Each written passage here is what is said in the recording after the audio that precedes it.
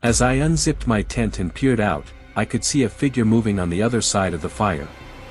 The figure was hard to make out with the flames in my direct line of sight, but I could see it moving slowly and methodically around the camp.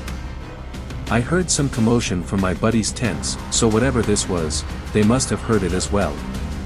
One of them fired a shot and the figure paused, but only for a second. It took a few steps forward into the light, and to my surprise and horror, it looked like the wolf we had seen earlier that day, complete with the white patch of fur and all. Another shot was fired, this one hitting the wolf on the shoulder. I nearly shit my pants when this creature stood up on its hind legs and ran into the woods. A few minutes later, my buddies came running to my tent, both armed with their rifles. We zipped up my tent halfway and began scanning the tree line in the distance. Suddenly, I heard the same deep growl, followed by the scariest howl we had ever heard. It sounded like it was right next to us. We zipped up the tent the rest of the way and shut off our flashlights. Against the tent, you could see a faint light from the fire, flickering away. As we watched the flames dancing through the walls, a shadow slowly began to emerge on the tent. The shadow grew larger and we could make out that it was a wolf, walking on all fours. Judging from the shadow, this wolf had to be at least 4 feet at the shoulder. I slowly reached for my rifle, but didn't notice some pans that were next to it. The strap of my rifle got caught on the handles of the pans, causing them all to fall, making a very loud noise.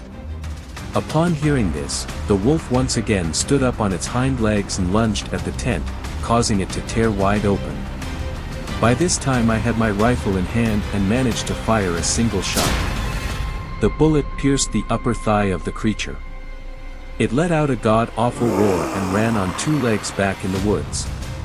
We grabbed what we could from my tent and ran to my friend's tent, where we decided to reload our weapons. After reloading, we sat in the dark and waited.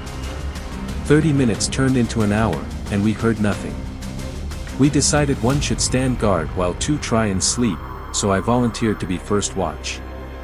The rest of the night went on without incident, and once the sun rose, I woke my friends up and we began packing up our gear.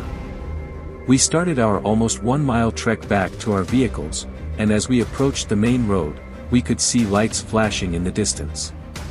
As we got closer, an officer approached us and asked if we had seen or heard anything weird the night before. Not wanting to sound crazy, we denied hearing or seeing anything out of the ordinary. The officer asked us to take a look at someone to see if we could identify them. He led us a little further up the road to a body that was completely covered. He pulled off the cover and the 3 of us went white. Lying on the ground, was the body of a middle-aged man who appeared to be shot, once in the shoulder and once in the upper thigh, causing him to bleed out. He also had a streak of white hair that ran right down the middle of his head. We told the officer we did not recognize him and they sent us on our way. My friends and I have never spoken about the events of that night to anyone, until now. And to this day, we all believe that the wolf we shot, was indeed the man found by the police, based on his wounds and the mysterious white streak of hair that resembled the streak of fur on the animal.